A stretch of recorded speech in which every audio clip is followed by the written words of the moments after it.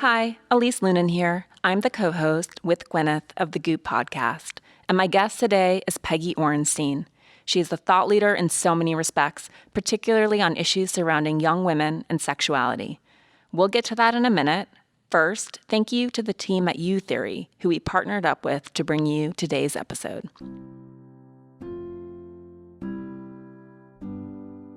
The research and development team here at Goop spends a lot of time thinking about how we can formulate beauty and wellness products that work from the inside out. Along these lines, U Theory is a brand we've admired for a while. If you're not familiar, let me fill you in. U Theory is a family-owned and operated wellness brand. Their MO is to enhance health and beauty through the use of dietary supplements that are carefully developed in-house by their team of experts, using high-quality ingredients from around the world. U Theory's collagen powder, for example, contains 18 amino acids that are the building blocks of healthy skin. It includes 6 grams of hydrolyzed collagen peptides per serving, plus hair favorite biotin for added beauty benefits, and vitamin C to support the body's natural production of collagen. The best part? It's super easy. You can just add a daily scoop to your morning coffee, smoothie, or beverage of choice. You can find U Theory online and in person at your local health food and wellness retailers. For more info, just head to utheory.com.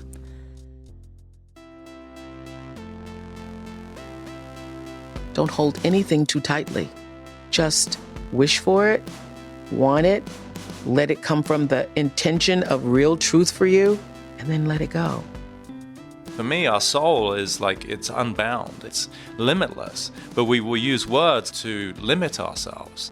When people stop believing that somebody's got your back or Superman's coming, we turn to ourselves, and that's where you become empowered. Courageous participation attracts positive things. I'm Gwyneth Paltrow. This is the Goop podcast, bringing together thought leaders, culture changers, creatives, founders and CEOs, scientists, doctors, healers, and seekers, here to start conversations. Because simply asking questions and listening has the power to change the way we see the world. Today is no exception. I'll let Elise fill you in on her extraordinary guest, and I'll come back after their conversation to answer a question from one of you. If you have a question you'd like me to get into in our next round of Ask Me Anything, send it to us at Goop on Instagram or Facebook. All right, over to Elise. Peggy Orenstein is the best-selling author of books like Girls and Sex, Cinderella Ate My Daughter, and most recently, Don't Call Me Princess. She is one of the wisest journalists and writers on sexuality that we know.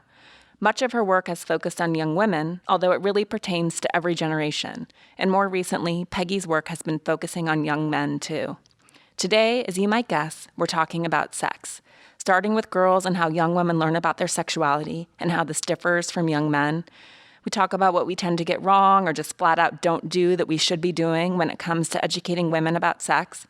Peggy shares her advice on how to be a good parent during all of this, which isn't easy. But it's too important to hide from this conversation or try to cover it up. The ramifications when we do this are profound. There's so much we can gain when we engage and when we allow our kids and ourselves to safely develop a sense of our own sexuality. I'm not here to tell you the context in which you should have sex. That's not my job. But there's things that it will and won't give you. And what I hear from girls about high school and college hookup culture is that it gives you an adrenaline rush, a warm body, a war story, an adventure. But it doesn't give you the tools that you're going to need to have good sex or to forge a relationship. And it doesn't typically result in either of those things.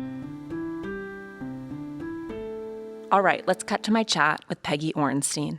How did you get here? Like, how did you carve this out as I don't your know, turn? Man.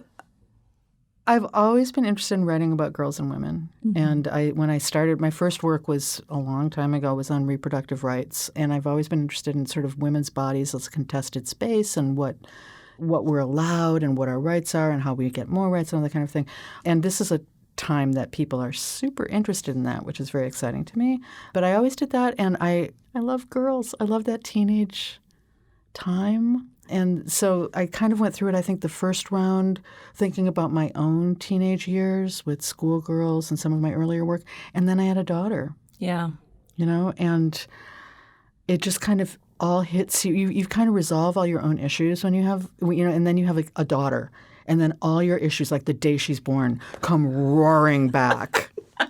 Right? And it's incredible. I have 2 boys, and it's a relief to me because my husband is very triggered, whereas I can observe them from afar and think that they're sort of fascinating creatures. But I can't imagine having a girl and watching her grow up. It's hard. And I have to say that when I in Cinderella Ate My Daughter, which was the book before Girls and Sex, I started with I didn't want to have a daughter. I wanted to have a son because I thought it would be easier. But, the truth is that now I just finished a new book that's on boys and sex, and I started almost the way that I would say. I just hadn't thought about that till this moment, that I started Cinderella with I didn't want a daughter. And I start this book with I never thought I'd write about boys. Mm-hmm. And the kind of swing in the culture from people saying to me kind of what you just said, which was, gosh, I'm so relieved I have a son, to, I've got a son, because now your job is harder. It is harder. Right? You've got to raise a good man. Raise a good man in this age of consent. Yeah. And someone who is participating for the right reasons. Yeah. I think in Girls and Sex, that's one of the themes that I thought was actually really interesting, because I think I was reading it from the perspective of being a mom of boys. Mm-hmm. And you do talk to a few boys who are essentially like, I don't really want to do this either, but I feel compelled socially. And it's obviously boys are much simpler in so many ways. Right. And not. I mean, and it's it's definitely a paradigm, and it was really interesting for me to have the other half of the conversation. Yeah. Was really interesting and illuminating and helpful. And I think just like the girl book, I think was read by a lot of mothers of boys and also boys themselves, and given to a lot of boys by their girlfriends. I know I got a lot of email from young men. By boys, I mean like, college-age men. And I think that the boy book has a lot of value for women and girls to read as well. Totally. It's so fraught, and it's such a black hole. And, I think there's this one point when you're talking about Paris Hilton, this is in Girls and Sex, and Ariel Levy, and how she says, my boyfriend's always told me that I'm sexy but not sexual. Yeah. I thought that was such an incredible moment. It's a perfect encapsulation. Yeah, because that's what girls learn, is that you're supposed to look sexy and be sexy, but not understand your sexuality and not prioritize your own sexual pleasure. And so girls sort of learn to conflate sex and sexiness. And I remember I was talking to some high school kids after the book came out, and they put me in a room just with the kids. The adults all had to leave.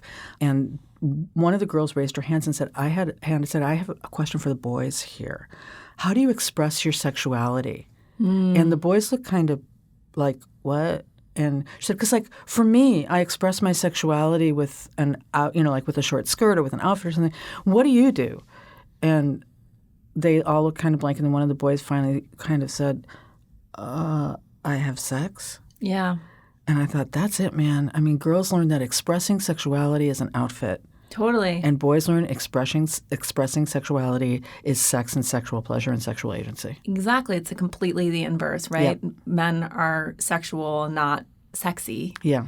It's also, I thought that whole section about selfies and self-objectification and how fraught it is, because girls should be able to wear whatever they want, yet at the same time, you're like, are you doing it for the right reasons? And what would those right reasons be? What would right be in exactly. that? Yeah. And this idea, too, of just thinking about, since we were talking about her before we started, but thinking about Esther and the whole idea of desire. Mm-hmm. And I think she would argue, I don't want to put words into her mouth, but that for women, desire it's being desired. That's the turn on.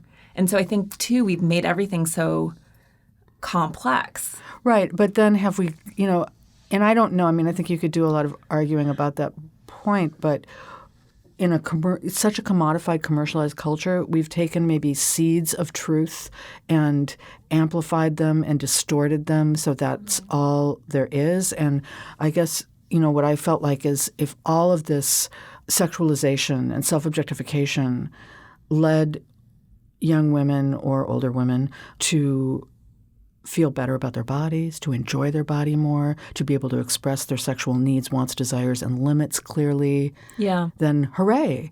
But I just feel like, all of that comes off with their clothes. I know. So how do we fix that?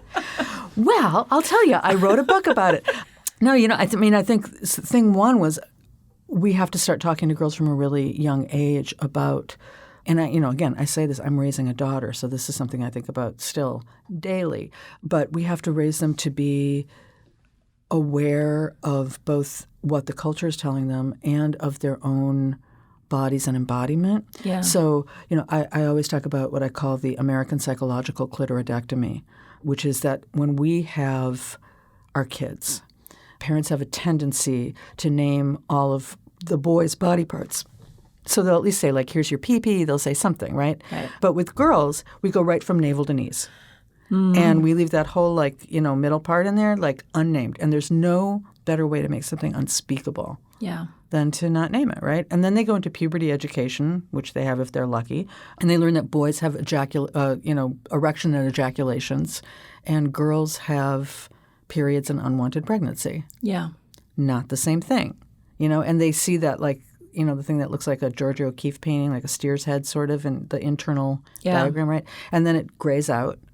So we never, so you never see the external genitalia. You never say vulva. You never say clitoris. I was actually looking at, how American Girl has those puberty books that everybody reads. I don't know if you're young enough to have gotten those, but every girl gets these puberty books, and they're called The Care and Keeping of You. And Care and Keeping of You, too, has a diagram of the external genitalia that names everything. Except for the clitoris. Except so for the fucked clitoris. up. It's totally messed up. And why? What is it that they're so afraid of? What are they afraid is going to happen if girls actually are in control of their sexual pleasure? So then, they not surprisingly, fewer than half of girls masturbate even once between the ages of 14 and 17. And then they go into a partnered situation. And how in the world would they ever think that sex is about them? Right. How would they know how to express their wants, their needs, their desires, their limits, any of that? How would you know that? Why wouldn't the only thing that you would get turned on by be being desired and fulfilling somebody else's needs? And it's almost like, we set them up for this. And it actually not only, cuts off pleasure and opportunity, but it puts them in danger, because when you're that disconnected from your own body, you become, less intuitive. You don't listen to your responses, and you are more likely to inadvertently end up in a situation that could be harmful to you. Totally. I want to talk about that, and I also want to talk about control, which you mentioned. And I want to say, just to put a wrap on that, that I thought there was another moment in the book when you're talking about self-objectification and selfies, and sort of how it's the thing that young women do, right? And then we essentially become invisible in middle age, right? Mm-hmm. Suddenly, I've seen it with my friends where Instagram, even just the there's no portrait. Women over 40 on Instagram. No. And then when they are, they're posting photos of their children. Their kids, or of something pretty. They don't post selfies.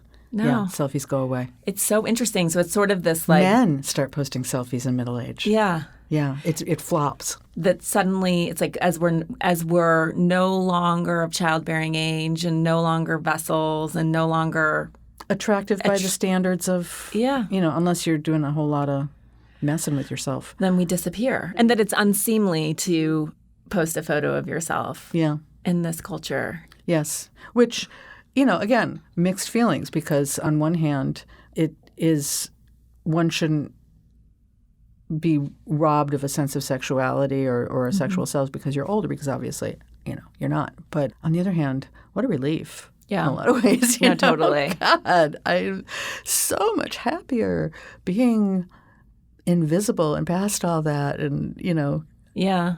No, but it is an interesting thing. But it is an interesting phenomenon. And it's not that you want, it's sort of like the being objectified has real and tangible negative impact on young women. Mm-hmm. And yet because that's how women's worth is defined, when that's taken away from us, it feels like a loss, even as deep in our hearts, I think most of us feel a tremendous sense of liberation at that point. Yeah, no, it's really complicated. Yeah. To move out of that age of fertility and this and also being like, I don't want to be looked at. Yeah. I don't want to be desired by anyone except for my partner. But then there is a little bit of, I guess, mourning or sadness, or maybe there's not. Or it's complicated. I don't know. Yeah. I feel like for me there was, but now I don't remember it anymore because it just feels good now. I mean, it really does. You feel almost like, it's like, I keep thinking, well, what they say is, and what I've written, because I've covered women basically from age 12 through their mid-40s in my various books, and that, girls' sort of sense of self goes underground at 12 at puberty, right?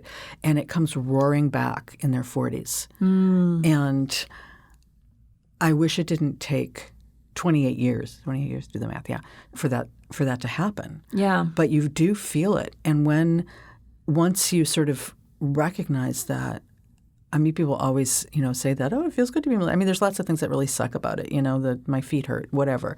But it also really does you feel like you've landed in yourself again in a way that I hadn't felt in a long time. Yeah.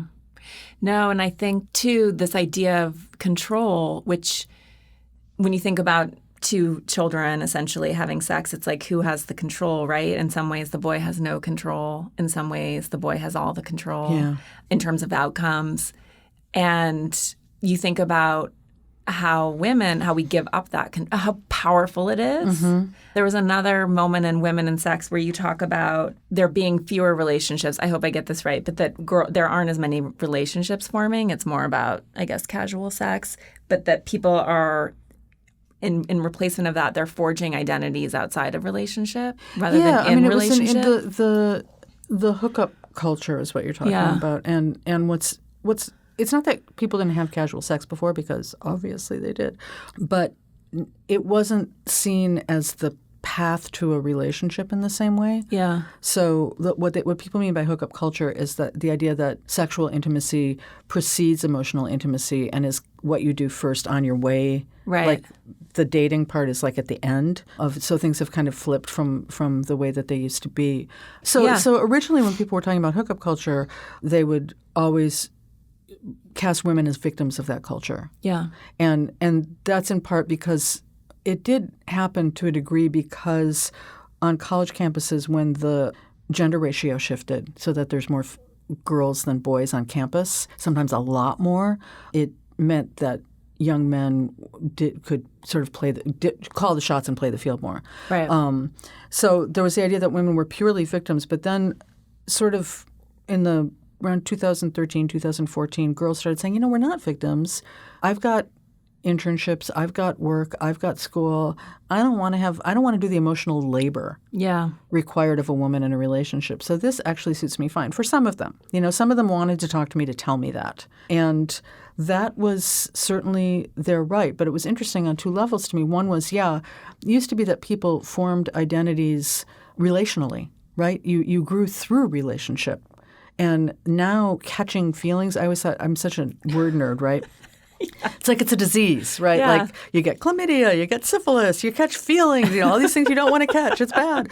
But catching feelings is seen as bad and weak. And when I say masculinized, I don't mean men all feel this way. I mean, but the things that we attribute to maleness, masculinized is a sort of sex without that deprioritizes feelings, as opposed to something that deepens you and lets you know more about yourself. And, it's a sort of – I mean, it can be fun, but it can also be a really impoverished form of sex. So what I ended up telling young women about hookup culture was, I'm not here to tell you the context in which you should have sex. That's not my job. But there's things that it will and won't give you. And what I hear from girls about high school and college hookup culture is that it gives you an adrenaline rush, a warm body, a war story, an adventure, but it doesn't give you the tools that you're going to need to have good sex or to forge a relationship. And it doesn't typically result in either of those things. So understanding that, I guess, can help you make your choices and also help you understand why when everybody's always saying, hookups are great, or whatever, if that isn't feeling great to you, maybe it's because these outcomes are not what you personally want from your sexual experience. I always found it frustrating. I don't know how dramatically things have changed since I participated in that world, but you talked to one girl and she was talking about casual hookups and then the next day and how, like, at this point, like, you're lucky if you get a text acknowledgement. And that her feeling, which I completely understand, was look me in the eye. I don't want to marry you. Yeah. I always found that so frustrating that The presumption that girls are going to be, quote, clingy. Exactly. Right? I know. I was preemptively dumped multiple times by people that I was like, we're not dating. Like, you can't dump me. I know. We're not in a relationship. Yeah, I know. That just assumption. And that's why I said, like, I don't, when I say masculinized or feminized, I don't mean because that puts girls in this trap of being the carriers of feelings. But I just, in the Boys and Sex book, in the new book, at one point I have a conversation with a group of college students the morning after. Like, I've gone to their party the night before and then I come back the morning after. I want your job. And we were talking about the whole next day text issue. And it was so fraught for them. And there was part of me that just thinking, like, are you kidding me? Yeah. It's a text, man. It's just a puny little text. But it had so much meaning to them, like when you did it, whether you did it, how long you waited. Like one of the boys was saying the text is harder to deal with than the hookup itself. Why? Because it can have all these shades of meaning and you're trying to control the meaning that it has and you don't want to appear overeager and you don't want to appear – and so sometimes the boys would say to me like, it's just too hard, so I just don't do it. Oh, it's so interesting. And that's why they're – or like one guy was saying to me, you don't know what she was thinking. Like was she just out for a one evening good time? And you don't want to risk looking like an idiot. So you don't want to look her in the eye or speak to her or, he said you'll see her walking down the street and you'll just look away because what if you smile at her and she doesn't, smile back or she thinks, dude, it was a party, or something. So better just not to put yourself out there in any way. It's so amazing. I mean, that's definitely one of the pervasive themes, the complete fear of vulnerability. Total fear of vulnerability. Fear of vulnerability, fear of numbing your feelings. Like at one moment you're talking about just the how alcohol is essentially a prerequisite, not necessarily because people are getting, or this is what I inferred, that they're getting so shit-faced that they lose control of their impulses, but simply because it becomes the thing on which you can blame the experience. Right. I did it because it's like the reason to have sex. Not you were attractive, not I liked you, but or I was lonely. Yeah, I was drunk. Yeah. So you can always get off the hook. Yeah. If you were drunk for your behavior and you don't have to attribute it to any kind of feeling or anything like that. So it's absolutely the necessity before a hookup. And also because if you don't know somebody well, having sex is kind of awkward, It is. Well, it requires an incredible amount of vulnerability. Yeah. And so if you don't want to feel that. Yeah. It also was interesting too. You were talking to a girl who had been having what she called jackhammer sex, and I think we can all relate to that, like having someone hump you like a dog for months, and you were like, why would you continue to sleep with him? And she said, well, at the end of a night, I need a boy or a burrito. Another amazing moment. But like, again, like the numbing or this need for some sort of comfort. Yeah. Which I completely understand, but I think it's interesting how, and I'm not saying I was any different, but how we just don't know how to feel about our feelings. Right. So it seems like it's on two levels. It's this fear of vulnerability, fear of looking lame, fear of rejection, all of those normal things which we have to learn how to experience in order to become adults. And then this terrible sex education system. Right.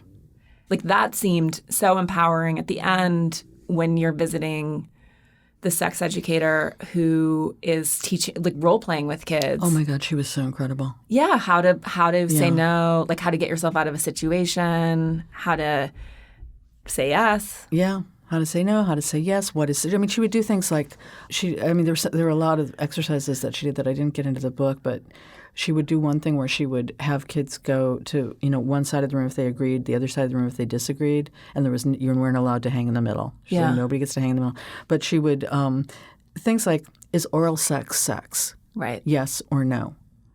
And then kids would go to different sides of the room and they would argue about it. Like, well, kind of not. I'm not really sure. That was one where they were like, can we stay in the middle? But like, that's a really interesting question. And so she said to the people who said no, she said, well, so I have a girlfriend who is gay and she's had 500 sexual partners, but she's never had penis-vagina intercourse. Has she had sex? Yeah. You know, they're like, oh, well, you know, but just like getting people to think about like how we make these, you know, what this all means to us, what the shorthand is we use, what the language means, what sex is, what is intimacy, you know, these very, very basic things that we don't talk to our children at all. Mm-hmm. You know, I mean, and we talk to our sons less than our daughters. Right. And now are expecting a great deal of them. And, by the way, especially with boys, but with all kids now, they're also looking at porn online by the time they're certainly 12. So that's becomes a form of, you know, a really twisted form of sex education. And I'm not, you know, if you're an adult, you want to look at porn, God bless, go do whatever you want to do. But it concerns me to think about kids looking at porn as an educational tool and looking at it for years before they would even have their first kiss. Totally. It's an educational tool for pleasure. Yeah. It's a joke, clearly. Yeah, certainly for women. And, you know, when you talk about that jackhammering thing, I mean, that's what they learn sex is supposed to be. And right. So again, you know, kind of circling back around to the boys, it's fascinating to talk to them about porn. And I never would say, like, do you watch porn? Because that would shoot my credibility to hell. I would say, when did you first start watching porn? Right. Because they all do. Every single one of them. I mean, some of them have stopped for one reason or another, a small percentage, but they all have seen it. Just a second, we're taking a quick break.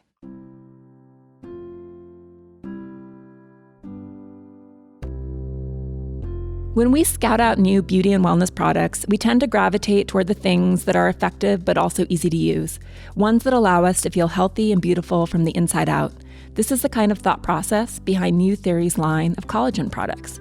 Youtheory is a family-owned and operated wellness brand with a solid line of health and beauty products. They've developed an extensive range of clinically supported collagen goods, ranging from tablets to powders to liquids and quick-dissolve mixes, so you can get the many benefits of collagen in the delivery format of your choice. One of the heroes of the line, though, is Youtheory's collagen powder. One of the natural effects of aging is changes in skin collagen, and this powder supports the production of healthy new collagen, with 6 grams of hydrolyzed collagen peptides per serving. It also has biotin and vitamin C, which are included to give your skin a supportive boost. Youtheory's collagen powder comes in several flavors, including an unflavored option, which I like because I can add it to pretty much anything. But you might love the vanilla-flavored powder in your coffee or morning smoothie. Either way, it's an easy daily dose of collagen for your body. And as you likely know, collagen lays the foundation for healthy skin, hair, and nails, plus strong bones and joints too. To learn more about Youtheory or to find their products at a retailer near you, head to youtheory.com. A few weeks ago, it was my 8th wedding anniversary, and as we come out of wedding and anniversary season, I've been thinking about the different ways we celebrate certain moments and how we can create memories in our lives. And if you've listened to my conversation with Chip Heath on this podcast, you know this is something I think about a lot. Weddings and anniversaries are, of course, often marked by the exchange of a special piece of jewelry, although some of the jewelry that is most special to me wasn't necessarily tied to an obvious date on the calendar.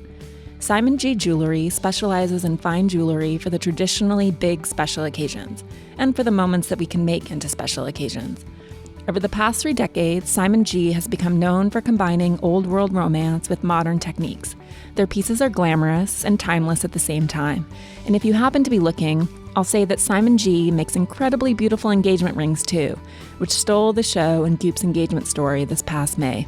Around that time, Goop also launched our first G-label fashion capsule for men. And now, Simon G just released their first men's collection too. Their 18-piece collection includes rings, necklaces, and bracelets in 18-karat gold, diamond, and rubber. So, to shop for that special man or woman in your life, head to simongjewelry.com and find a retailer near you. That's SIMON and then the letter G. Okay, Let's hear more from Peggy Orenstein. How, in your many years in exploring this, what are there changes that you've observed that seem striking, or do you feel like we're all sort of muddling through this in the same way that we have for decades? I think both. Just like we live in this moment in culture where there's like all this feminist progress while we're also having like the worst oppression ever at the same time. Yeah. When I started doing this, consent was not a conversation. Right. It was right before I started doing this, right before all the discussion about campus rape broke. And I think even in reading Girls and Sex now, when I look back at it, I see my own struggles in trying to understand what consent meant. And again, consent, I always try not to get, and I was really glad that we didn't start there because I don't want my conversations about what a positive sexual experience entails to be hijacked by consent. Yeah. Because I think we're a lot more comfortable talking about consent because that's a legal issue and because we're more comfortable talking about girls as victims of sexuality than agents of sexuality. Yeah. So even though like super important, super crucial, obviously, it's also like a really low bar. Yeah. Like I was not raped is a really low bar for your sexual experience. So I think that the discussion of consent can mask or substitute for a whole lot of other discussions. But that said, that has been a huge shift among a lot, not all, again, just like not all in the culture around feminism right now, et cetera, but among a big group of people, there, boys and girls, there's a much more sophisticated and nuanced discussion and understanding of consent. And that is great. I think that But I agree with you. That's basic stakes. Yeah. It's basic stakes. And then how do we teach our kids to have fulfilling and rich sexual relationships? Right. So, with deep feeling, right? Yes, I love that. That's exactly right. I looked at other cultures. So I ended up, I'm a big fan of the Dutch. I'm like ready to go. You can say I'm wearing clog boots today because in honor of the Dutch. And because it's winter in San Francisco. And because it's 56 degrees in the middle of July here. Don't be jealous. But yeah, I'm like ready to buy wooden shoes. But the Dutch, there was one study that I looked at that was a comparative study of 400 American and Dutch college students who were similar demographically. So it was apples to apples comparisons. And they were talking about their early sexual experience. And the Dutch girls had like everything we say that we want. They had enjoyed their first time. They could communicate with their partner very well. They knew their partner very well. They were prepared for their sexual experience. They had better body images. They were more likely to use contraception. Like everything that you say you want, these girls had. The American girls not so much. And the difference when they talked to them on a one-on-one level was that the Dutch girls said that their parents, teachers, and schools had talked to them early, from a very early age and consistently over time about sex, sexual pleasure, and the importance of having that deeper relationship with somebody. And especially their parents. Mm-hmm. They talked about – it wasn't that the parents were more comfortable necessarily. Like it's uncomfortable to talk to your kid about sex, which is not an excuse not to do it. You don't get to stop parenting because you feel awkward. Right. But the American parents talked about risk and danger pretty much exclusively, and Dutch parents frame it in terms of balancing responsibility and joy. I love that. I know. It was like I felt smacked in the face when I read that. I thought, oh my God, that is exactly what I would have done. I would have talked to my daughter. And it's hard. It is really hard not to only talk about that because there's so much risk and danger out there, you know? So to talk about – so to try to continually think in your mind, am I talking about balancing responsibility and joy? And what does that mean to me? What does that look like? What is the long game here that I want for my child?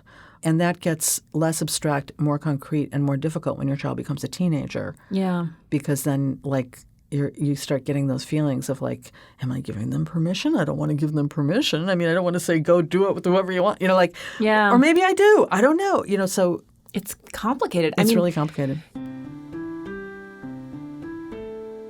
We're going to take a quick break.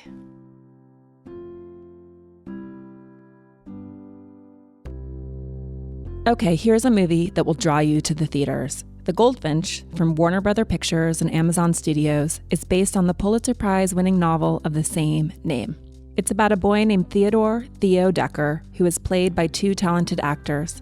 Ansel Elgort plays Theo as an adult, and Oakes Fegley plays him as a child. In the beginning of the story, when Theo is just 13 years old, his mother is tragically killed in a bombing at the Metropolitan Museum of Art. This moment, and an ill-fated split-second decision that Theo makes in its aftermath, changes everything. From here, we follow Theo's remarkable journey through grief and guilt, redemption and love. All along, he's both haunted and propelled by the one piece of hope that he clings to from that day in the museum, a painting of a tiny bird chained to its perch, the goldfinch. This is a beautiful coming-of-age story about the ripple effects of a single event. It's directed by John Crowley, whose work you might know and love from Brooklyn, and it also stars Finn Wolfhard, Aneurin Barnard, Sarah Paulson, Luke Wilson, Jeffrey Wright, and Academy Award winner Nicole Kidman. The Goldfinch comes out in theaters everywhere on September 13th, and we can't wait. And now, back to today's conversation. I was thinking about this on the plane up here this morning.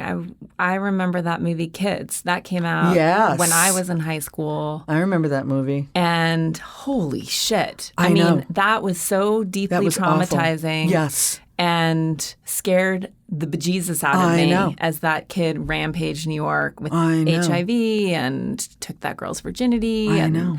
It was awful. It was awful. And I rewatched that while I was working on the book. Oh, you did? Yeah. Because it was so dark. And I think that, for me, in some ways, was all I needed to really want to control my experience. But I don't know if that's so negative. Right. I know. I was going to say, now thinking about responsibility and joy. Yeah. And there was joy. I mean, I have no regrets about how I lost my virginity. It was my first love. And it wasn't that big of a deal, as it isn't. Yeah. As most people find. But, again, so you're focused on virginity, but what about focusing instead on orgasm? Right? Yeah, no. I mean, that's what one of the things that I write about in Girls and Sex is gay girls, right? And one of the things that I really thought about with them was, as I said earlier, sort of, what did it mean? What did virginity mean to them? Yeah. And I asked one of the girls that I was interviewing, and she sort of went, I didn't know what that meant for a gay girl, so I Googled it. And there was no answer. So Google needs to get on that a little better, I think. But she said that she ultimately decided that it was when she had her first orgasm with a partner. And I just thought, I thought, what if that was the definition? Because when girls think about first intercourse, they anticipate, it's kind of something you sort of dread. Yeah. I mean, you're excited, but you worry it's going to hurt. You certainly don't expect to have an orgasm. You expect your partner to. There's this absolutely brilliant essay that all of you should read this second by Heather Carina.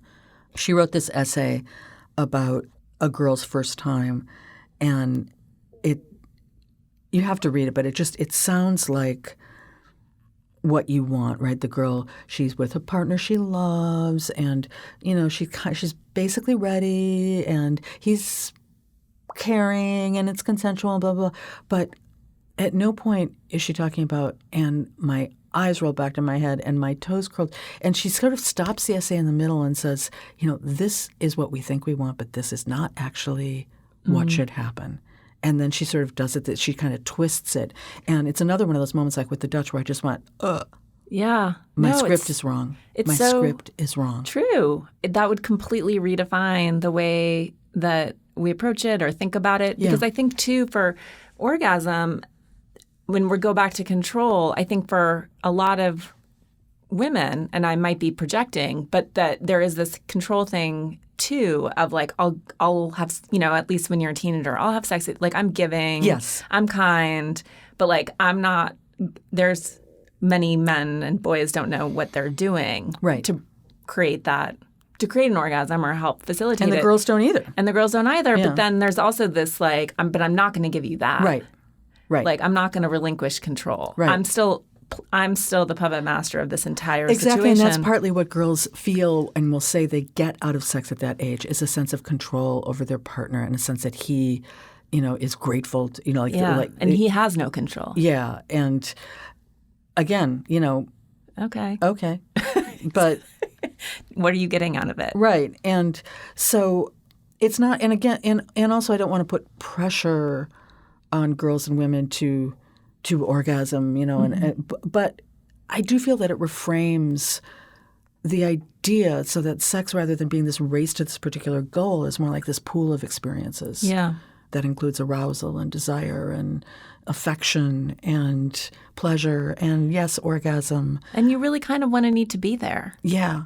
And that, I think, is often missing, too, when you're thinking about it as like, oh, a boy or a burrito. Right. And am I bored? Right. I know. Am I just laying here because it's, But I also have been thinking lately, I've been having a lot of thoughts about female orgasm that I have not written down yet.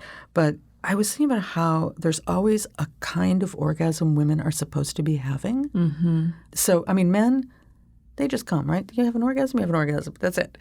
Women, it used to be that you had to have the vaginal orgasm. Then you had to have the multiple orgasm. Then you had to have that orgasm that went for 2 hours. Now you're supposed to have the squirting orgasm. When girls are talking to me, they're like, what are you even talking about? Where did you get that? The G-spot orgasm. Like, whatever kind of orgasm you're having is wrong. And that makes me so – I'm just like, this is good. We've got to point this one out. Somewhere, I've got to point this out and make it stop. I've just started that. So this is my first flag in the sand about this. Whatever kind of orgasm you're having, or, like the clitoral versus vaginal, or like if you're touching yourself during intercourse as opposed to, purely coming because your partner is having – you're having intercourse alone, that's wrong. Like there's some wrong and right way for women. There's always a right and wrong way for women to have orgasms. That's not true for men. Like just have your damn orgasm. Yeah. Just have a pleasurable experience. Yeah. Where you both get something out of it. It's teamwork. Yay. My final question is in your work with boys, because I'm curious about this and the just bringing it back to the beginning and the over-sexualization of young girls and women, and where does that come from? And does that actually, do men even know, these boys, do they even know what is sexy, or is it defined by culture? Or are they just brainwashed into like baby Gap bikinis? Or did that, I'm just curious. Because to me it always seemed like some sort of collective brainwashing. Yeah, I think that we're all, so especially this generation that is subject to so many more images than any previous generation. It's just image. And suddenly, like, every single girl can make the exact same face in front of the camera. Right. I was just listening to something on the way over here that was talking about how we all unconsciously conform to those around us, so that there's like microfacial expressions and such that we all will sort of just not even know we've absorbed. And I think that we all strive, we all think we're individuals, but in fact we all strive to be individuals in very conformist ways and to assimilate. And so obviously standards of beauty and standards of sexiness and, who's putting on makeup, even men or women or whatever, have changed radically. Who's setting over the history. agenda? Right now? Influencers, man. I don't know. Yeah. I don't know. It's just a curious, because I do think that there is a conformity. And as a teenager, I always felt that I went to boarding school, and it was like the guys would sort of collectively determine, or one sort of brave guy would be like, that girl's hot. Right. And then there would be collective opinion. Of hotness, yeah. Of hotness. Boys would say like that obviously... You know what they would say? Like one boy was telling me a story about hooking up with this girl that was a big get for him. Like it was really good for his social status. He was a high school boy. And he was like, yeah, she's really objectively, she's really hot. But I wasn't really like that attractive to her. But I knew that she was hot. So she was a good person for me to hook up with, and like...